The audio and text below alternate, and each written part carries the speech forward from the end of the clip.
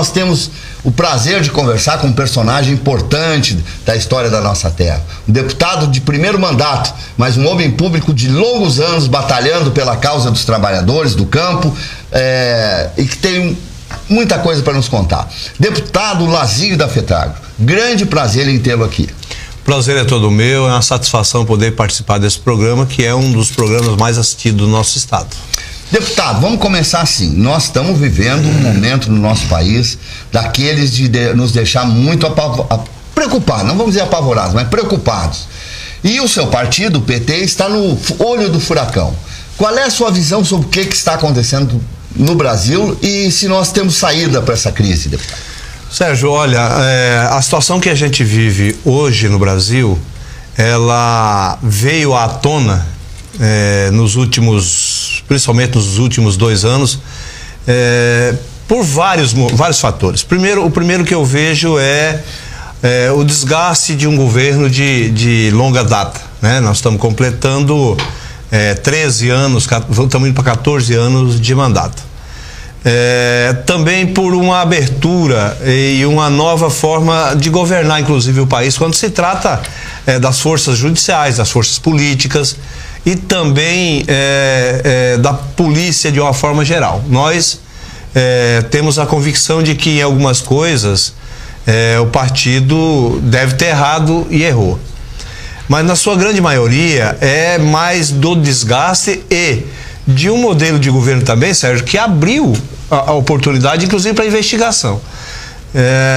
A corrupção no Brasil, que é hoje o tema e que nos envergonha a todos, envergonha eu, envergonha todo o brasileiro, envergonha toda a classe política, ela é uma corrupção que, infelizmente, tem no Brasil desde o começo da criação do nosso país, desde do chamado descobrimento do Brasil, se tem corrupção no Brasil. E agora isso tudo veio à tona, porque também houve uma liberdade de investigação. Eu tenho sempre dito isso. No passado também tinha e não tinha o modelo de investigação que tem hoje. O que nos deixa triste é que quem acaba pagando por tudo isso é a população. A situação política do Brasil hoje, ela na minha visão, ela é insustentável. Da forma como está hoje, nenhum governo conseguirá governar. Nem a presidente Dilma e nem qualquer um outro que vier. Na minha visão, um pacto precisa ser construído, visando a governabilidade, mas sem deixar o processo de investigação e de punição daqueles que são culpados nesse país serem presos e, na minha visão, ser extinguido, ser tirado definitivamente da política brasileira. O senhor acha que esse projeto do impeachment da presidente é golpe ou não é golpe? Olha, até nisso nós estamos divididos, o Brasil está dividido. É verdade. Na minha opinião, é golpe.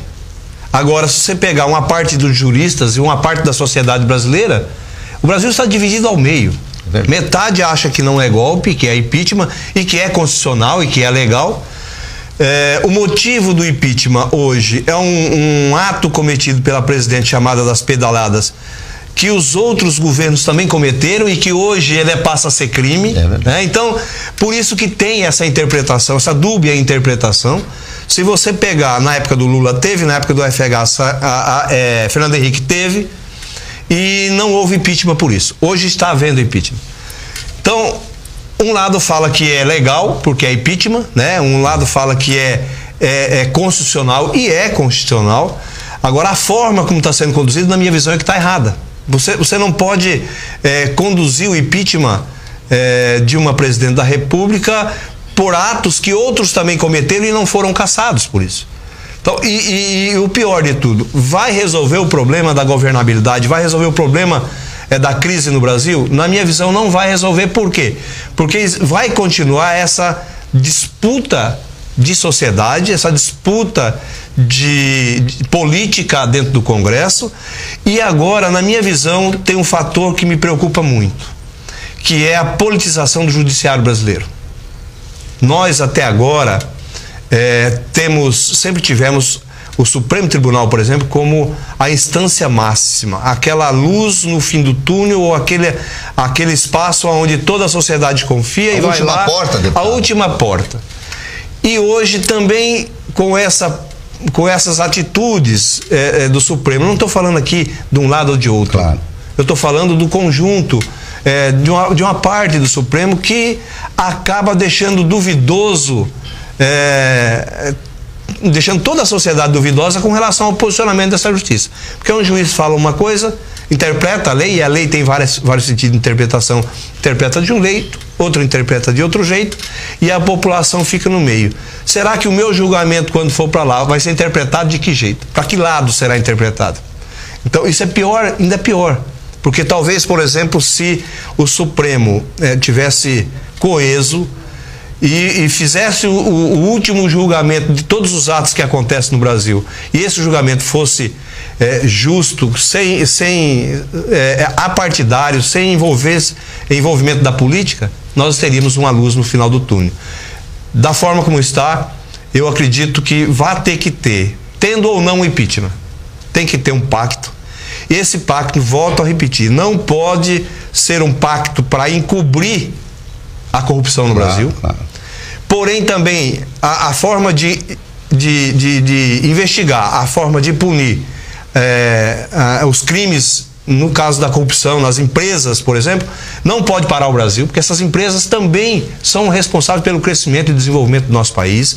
Então, na minha visão, faz igual nos Estados Unidos, não pega tantos exemplos dos Estados Unidos? Uma empresa nos Estados Unidos, ela cometeu um crime. Essa empresa, ela é inserida pelo Estado, o Estado entra dentro dela, vê quem são os culpados, vê quais são as medidas que têm que ser tomadas internamente, inclusive com intervenção. É verdade. Isso aconteceu agora na crise, quando descobriram lá os montes de papéis que foram vendidos na última crise. Mas as obras, as ações daquela empresa têm que continuar, porque o país para. É verdade. E do jeito que está, para o país, porque as grandes obras estão paradas, o desemprego começa a aumentar. Não adianta lançar pacotes de governo sem que quem toca esses pacotes está tudo sob júdice. Nós temos exemplo em Porto Velho. Os viadutos estão parados. Quem é que está pagando por isso? Eu acho que o Ministério Público tem que investigar, tem que punir, mas as obras... para o bem da nossa sociedade, tem que continuar de uma forma ou de outra. Você não pode ficar com a obra parada há 10 anos e o povo pagando por isso. É verdade. Quem tiver aqui preso vai, e o desenvolvimento do país tem que continuar. Deputado, depois nós vamos entrar em Rondônia, mas eu quero ainda ficar um pouquinho nesse tema que é tão palpitante nesse momento. Eu queria lhe perguntar sobre esses confrontos que estão surgindo. Nós temos tido, de lado a lado, de parte a parte, alguns ataques duros, dos contra o governo, até com ofensas pessoais a presidente, coisa que eu já protestei no programa dos Dinos, no rádio. Quero repetir aqui, é uma vergonha que brasileiros ofendam a sua presidenta, uma mulher, antes de tudo, que merece todo o respeito, e se não gosta dela, que não vote mais nela. Não ofender e usar palavras de baixo calão para falar de uma autoridade. Nós temos leis nesse país ainda. Mas enfim, o que eu queria lhe perguntar é sobre esses confrontos. De um lado está havendo agressividade e também de outro. Um colega seu da FETAGRO, na semana retrasada no Palácio, propôs até invasões de fazendas, coisa que não caiu bem, porque pareceu uma provocação. Qual é a sua visão sobre isso? Olha, a forma como está sendo espalhado, vamos falar na nossa linguagem mais simples, o ódio e as atitudes tomadas de um lado e de outro não somam em nada para o Brasil. Todo e qualquer cidadão, ele também tem responsabilidade com esse país. De uma forma ou de outra, ele tem uma responsabilidade. Um pronunciamento feito pelo meu conhecido, amigo, pessoal, Aristides, que foi dentro da CONTAG. Da CONTAG, foi dentro do Palácio, depois inclusive rebatido muito democraticamente, muito correto pela presidente, quando ela diz que não é dessa forma que nós vamos construir o país. Um pronunciamento feito sem pensar, e um pronunciamento perigoso pela emoção. Até porque muitas vezes a humilhação de um lado e de outro é muito grande, né? Eu não acredito que a sociedade civil organizada, se não tiver encabeçado em cima, na instância maior, que é a instância política, encabeçada pelo pacto social, vai haver governabilidade. Por isso que eu digo. Existe pronunciamentos, existe ofensas. Vou dar um exemplo da minha pessoa. Eu estive na última campanha, nós estávamos numa lanchonete em Jaru, chegou eu e minha esposa, e já tinha terminado o primeiro turno, eu já era deputado eleito, e cheguei numa lanchonete, a pessoa é muito conhecida, inclusive minha, eu fui cumprimentar essa pessoa, e essa pessoa me ofendeu de todas as formas dentro de uma lanchonete. Eu disse para ele que ele tinha a liberdade de, no segundo turno, escolher e votar em quem ele quisesse. Ele não precisava me ofender dessa forma. E esse tratamento, esse maltratamento, ele vem justamente pelos maus exemplos dados pelas suas lideranças. São lideranças dentro do Congresso Nacional tomando atitudes irresponsáveis. São lideranças de todas as formas, né? Os conflitos e os confrontos que nós temos, eles tendem a piorar se muito rapidamente não for cortado isso pela liderança nossa no país. Nós precisamos, então, na verdade, de sensatez, deputado. Precisamos de responsabilidade.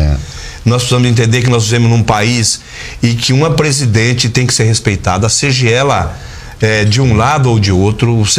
Você xingar e destratar um presidente da República teria que ser punido de uma outra forma. Não importa qual seja o presidente, de que lado ele esteja, ele tem que ser respeitado. Você não pode fazer isso. Assim também como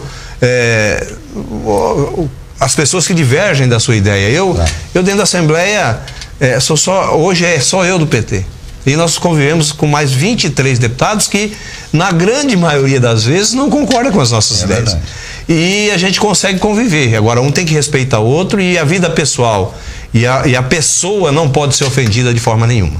Então, Rondônia, estamos conversando com o deputado Lazinho da FETAGRO, um parlamentar equilibrado que está falando sobre a crise com muito bom senso. Deputado, vamos trazer um pouco agora toda essa situação para a nossa Rondônia. Rondônia é um estado que é um estado periférico, mas está escapando um pouco da crise.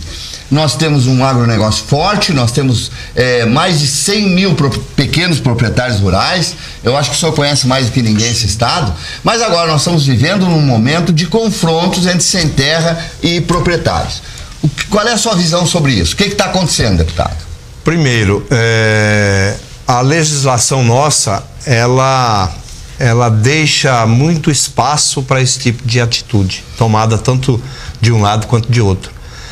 Ao longo da história brasileira, a distribuição de terra no país foi muito injusta. Nós precisamos entender que a construção, a primeira distribuição de terras no Brasil, ela já foi feita para pequenos grupos, divididos em companhias hereditárias, não é isso? Capitanias hereditárias. E aí isso vem de lá para cá. Sempre teve um povo sem terra, sempre teve alguém caçando um pedaço de terra. Eu não estou aqui questionando, caro telespectador, aquele que pega a terra para vender, não é esse o sistema. Não é essa a maneira de você analisar essa disputa que tem no estado.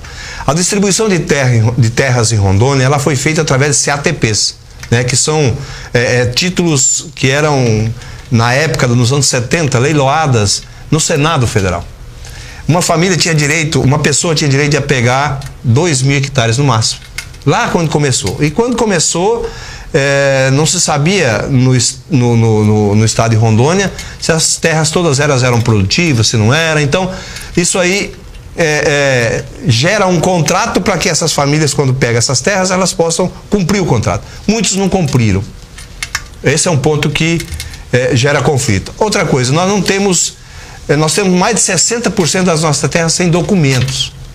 Isso também é um outro problema que nós vamos precisar de muito investimento para que isso aconteça, porque os outros estados brasileiros, para desenvolver, demoraram 40, 50 anos, 60 anos, 100 anos. O estado de Rondônia foi começado a ser povoado num período em que a tecnologia foi muito rápido, o desenvolvimento chegou muito rápido, a energia chegou muito rápido, então nosso estado andou muito na frente dos outros. Não deu tempo do governo, do estado brasileiro, do estado de Rondônia, cumprir com a parte dela, que é a questão da documentação. Isso também gera conflito. Uma outra coisa que gera conflito é não ter reforma agrária no nosso país como devia de ter. Nós estamos com investimentos pequenos ainda na questão da reforma agrária, e isso é culpa, dado as circunstâncias da legislação brasileira, que não permite você fazer reforma agrária.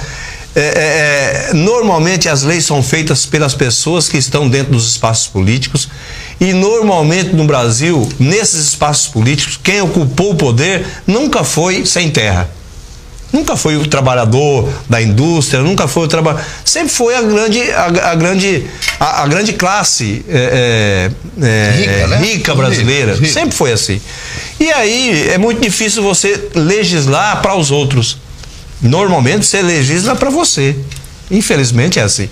E aí não permite que pessoas que hoje vivam debaixo de lona, elas possam ter o seu pedacinho de terra. Se tem venda de terra, minha gente, é porque a legislação permite que isso aconteça. Ou tem restrições na legislação, por exemplo, você pegou 10 anos, você não pode vender. Na minha visão, terra pública é terra pública, você trabalha nela a vida inteira e não é feita para comércio. E na minha visão, terra é para quem vive nela, né? Para quem possa sustentar a sua família, tirar o sustento da sua família. Você não consegue imaginar um estado de Rondônia se nós não tivermos agricultura, o pequeno agricultor vivendo no campo. É verdade. Todo mundo na cidade é um monte de gente desempregada. Então, isso acaba gerando conflitos. A omissão do Estado gera conflitos. É outro fator. Então, deputado, mas vamos agora pegar um caso específico. Nós temos tido várias denúncias de invasão de fazendas, de brigas, tiros, mortes, e agora também do outro lado, fazendeiros contratando pistoleiros para atacar grupos sem terras. Aonde isso vai nos levar, deputado, na sua visão? Eu estive reunido com o secretário de Estado de Segurança. O Estado tem que intervir rapidamente dos dois lados. Nós estávamos agora com um acampamento, eu sempre passava lá, indo para Cacaulândia. As famílias estavam... Hugo Chaves. As famílias estavam acampadas na beira da estrada, não é em área de fazenda, aguardando o posicionamento do INCRA para serem colocados em uma outra área que não tem nada a ver com aquelas áreas ali, e pistoleiros da fazenda em volta ali, que é ali do lado da Nova Vida, agrediram, atiraram, colocaram fogo. São atitudes que acabam agindo, tendo uma ação e uma contração que vai vir. Claro. E isso é muito ruim para nós. Então o Estado tem responsabilidade. O massacre de Corumbiara foi a responsabilidade do nosso estado de Rondônia. E a gente precisa que, na conversa com o secretário, ele já tem tomado algumas atitudes importantes. Esses dias prenderam 3 policiais, um fazendeiro, já prenderam grupos, e aí a gente tem que separar quais são os grupos de sem terra. Uma coisa é você tratar com o MST, outra coisa é tratar com grupos isolados que não tem controle, não tem organização para isso. E no estado de Rondônia tem o MST e tem outros grupos também que fazem essa luta e que não tem um controle como precisa ter para que não aconteça isso que está acontecendo. Onde é que a FETAGRO pode entrar nesse pacote para servir até como um meio de negociação?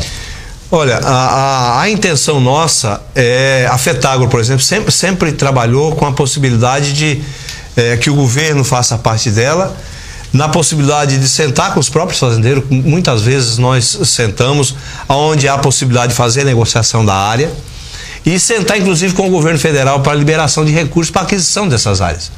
Eu tenho certeza que nós no estado de Rondônia temos espaço para o agronegócio, que é muito importante para o estado e para o Brasil, e temos espaço para a agricultura familiar.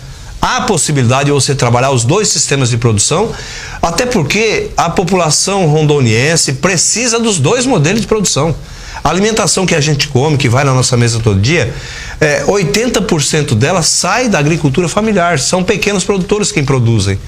Então a gente precisa trabalhar uma forma que consiga ter as duas agriculturas. Eu tenho, como presidente da Comissão de Agricultura da Assembleia, tenho feito propostas na Secretaria de fortalecimento de cadeias produtivas, de fortalecimento dos programas de distribuição de documentos de terra. A gente tem que tentar agilizar isso e fazer um investimento massivo nisso. Falando nisso, deputado, quais são as suas prioridades nesse primeiro mandato? Olha, eu fui eleito com a bandeira, e na minha visão o político que diz que não tem bandeira é porque ele não tem rumo. É verdade. Então eu tenho uma bandeira, não é única, mas eu fui eleito com a bandeira da agricultura familiar no nosso estado, pela federação que sempre trabalhou isso. Fui 10 anos presidente da FETAGRO. E essa bandeira, ela é, ao nosso ver, uma das principais bandeiras no nosso estado, que é a agricultura, que produz e que gera emprego e gera renda. Isso não quer dizer que as outras ações dentro do mandato não são desenvolvidas. Nós temos 5 leis aprovadas, leis que vêm a fortalecer a agricultura, mas que também discute a educação, por exemplo, como criar instrumentos de repasse de recursos para as escolas família agrícola, a climatização e o modelo de educação dessas escolas, discutindo na área da saúde a regionalização da saúde no nosso estado. A minha primeira reunião como deputado foi dentro do lixão aqui em Porto Velho, com os catadores de material reciclável, porque na minha visão é um público que o Estado tem responsabilidade com ele, porque ele presta um serviço enorme para toda a sociedade. Nós estivemos reunidos com os extrativistas, dentro das reservas extrativistas. Temos agora uma audiência pública para tratar da questão dos indígenas. Tivemos hoje uma reunião para tratar da questão da segurança com os policiais civis. Então, o mandato, ele tem uma bandeira, e que essa bandeira nos norteia para poder trabalhar, porque eu tenho certeza que se a gente fortalece o setor produtivo, se a gente fortalece a agricultura, a gente consegue fazer com que as pessoas da cidade também vivam bem.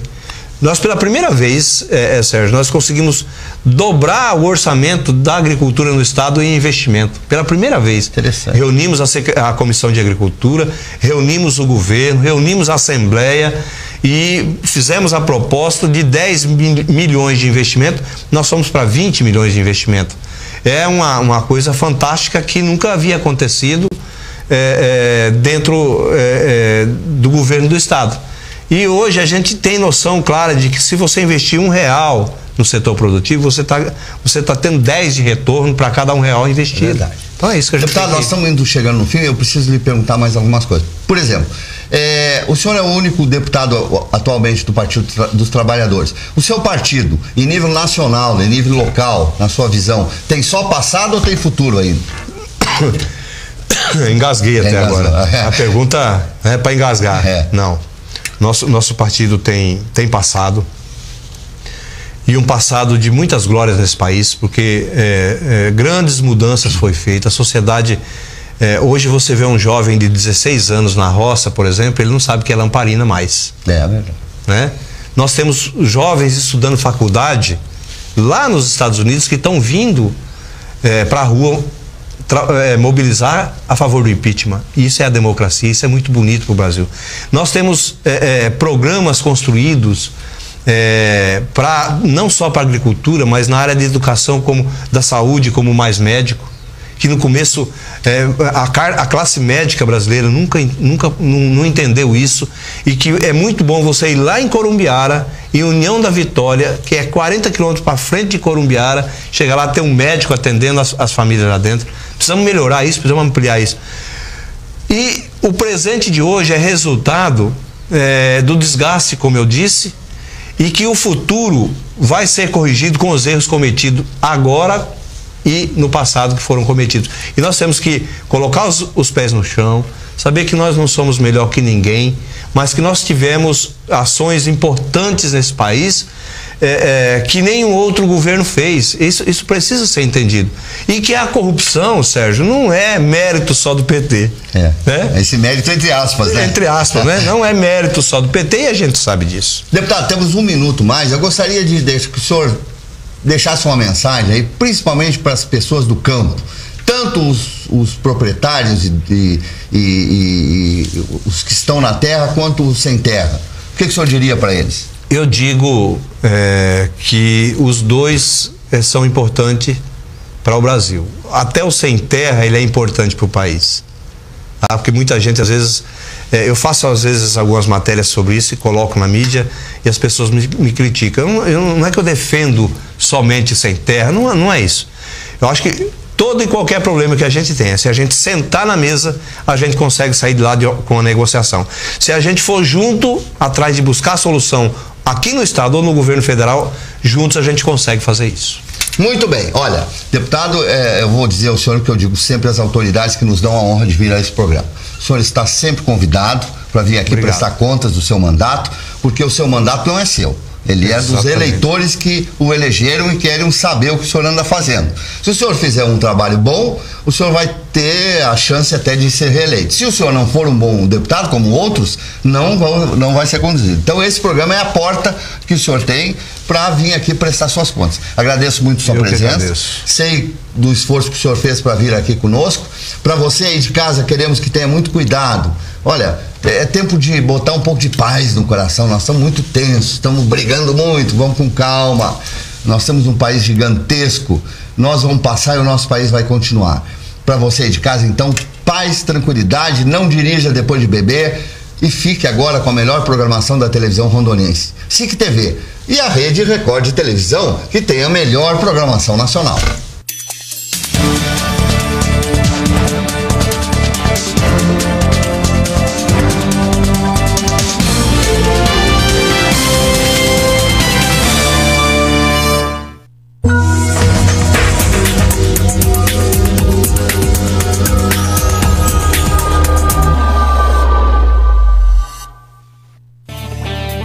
No ar, o programa A Palavra do Senador.